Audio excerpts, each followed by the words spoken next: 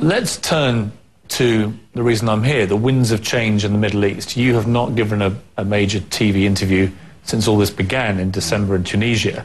Let me take you back to December and the events in Tunisia. Did they take you by surprise? What was your immediate reaction? And did you ever imagine that it would create the kind of domino effect we've been seeing? First, it didn't begin in Tunisia. It began in Tehran a year and a half ago. Millions went to the streets and called for freedom and for democracy and this repressive regime, and they were put down brutally. And then it came back in Tunis. And then from Tunis it went to Cairo. And then from Cairo it's going everywhere. Did I expect it at this time? No. Did I expect it at one time, at some time? Yes, because the spread of information technology creates an inevitable conflict. That is, in many ways, the 20th century passed by a lot of the Arab world and the Muslim world. And in comes the information technology of the 21st century and is telling all these people what they missed out on. And this creates the turbulence. Will it end quickly?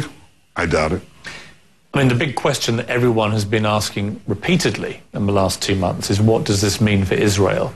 Well, we all have our hopes and we all have our fears.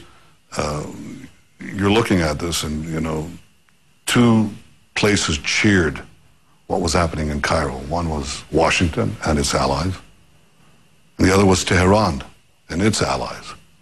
They weren't seeking the same outcome. There's a fundamentally different outcome that each was seeking. We had all hoped, and we still hope, that you'll have a democratic transformation, that the Google kids and the Facebook kids, you'll create a Google heaven and a Facebook paradise, and all these people will come to power. That's obviously what people in the West and people in free societies would like to see. It's not clear that would happen. What is the nightmare scenario for you? That you get another Iran. That you had a revolution 5 years ago in Lebanon. 1 million Lebanese, that's equivalent to 20 million Egyptians, walked in the streets of Beirut chanting for freedom, chanting for a secular, reformist, liberal Lebanese state. 5 years later, Lebanon is controlled by Hezbollah, which is controlled by Iran. That's what we don't want to see. We don't want to see this stark medievalism that represses women, that crushes the rights of people, that rolls us back a millennium, that fosters violence, and does everything that we abhor, that it would take over. And I think these are the two poles.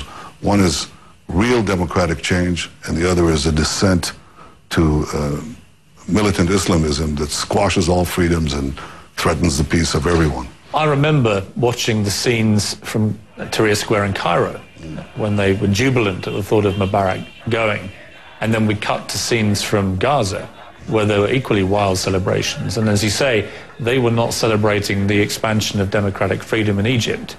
They were celebrating the overthrowing of Mubarak and the possibility, perhaps, for them to do a similar thing potentially in Israel. Well, look, Mubarak kept the peace. Egypt kept the peace for over 30 years, and it should be remembered and appreciated. The people in Gaza, those who are affiliated with Hamas, want to see the collapse of the peace and the eradication of Israel. They're supported by Iran that has given them tens of thousands of mortar shells, rockets. They fired already 6,000 rockets and missiles on Israel. So clearly that's not a force for peace or for progress. There are other people in Gaza, but they're in fact subjugated by Hamas. They're not given any choice any more than the people in Iran were given a choice. They're not given a real choice for freedom. They're knocked down. If you can give me a deal, if God came down from the heavens and said, here, I'll give you a choice. Okay, this revolution from the Khyber Pass to the Straits of Gibraltar that is shaking everything in place, except us, because we're an open, democratic, prosperous society. But everybody else is suffering this groundswell, this earthquake, this sandstorm, volcanic eruptions, okay? But it also includes the place where it started, Tehran. And Tehran is transformed into a democratic society. I would say it's worth it, because the Middle East would have a brilliant future.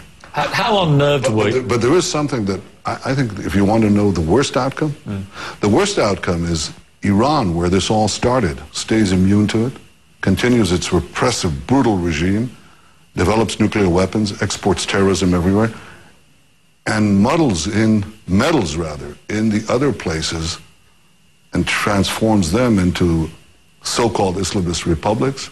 And I'd say that is the worst nightmare. I mean, there can be no doubt that Ahmadinejad and the Iranians will be looking at the situation, looking for opportunity. There can be no doubt about that. They've made their intentions re Israel very clear. You must have been pretty disconcerted by losing Hosni Mubarak. I mean, to other people, he may be a dictator. To Israel, he's been a pretty good friend, hasn't he? Egypt, under Sadat and then under Mubarak, kept the peace, and I think that's something extraordinarily valuable. And I think the first order of the day is to make sure that any future government in Egypt maintains the peace. The fact that we had these 30 years with Egypt, 20 years with Jordan of a real peace is something that I can appreciate. Because, were you sad to see him go? Well, I was concerned that we might have the opposite of what people want and what we all want. We want to see a democratic reform in Egypt. I called him once. He didn't return my call. I think he was otherwise engaged. But I can appreciate the fact that Egypt was at peace, and I think our main concern is to make sure that it continues in peace. If it gets to an open, reformist, democratic society, we'll be the first to cheer, because a genuine democracy is a friend of peace. A genuine democracy with all the institutions and the checks and balances of democracy and a free press. How fearful are you? That's peace. How fearful are you about the Muslim Brotherhood? There are two schools of thought. One is that they are not contaminated with too much fundamentalism. Others think they may well be. That's what people said about Hamas. That's what people said about Hezbollah. That's what people said about Khomeini. I remember, I gave you the example of the Cedar Revolution, the secular, liberal, open, pro-Western Cedar Revolution in Lebanon. There was a revolution in Iran in 1979, and it began with Shapur Bakhtiar. You remember him? Mm-hmm. He was a Western-oriented, open governance and so on, and he was disposed after 3 months. So the question is, what do you get? Do you get 1979 in Iran, or do you get 1989 in Western Europe, Eastern Europe? In Eastern Europe, they turned towards democracy. In Iran, they turned towards a backward theocracy. And I have not seen a single case in which the Muslim Brotherhood, of its various shades and hues, turns toward the European liberal model. They invariably turn to more closer or identical to the Iranian model. I'm going to take a short break. When we come back, I want to talk to you about Libya, Gaddafi, and the peace process.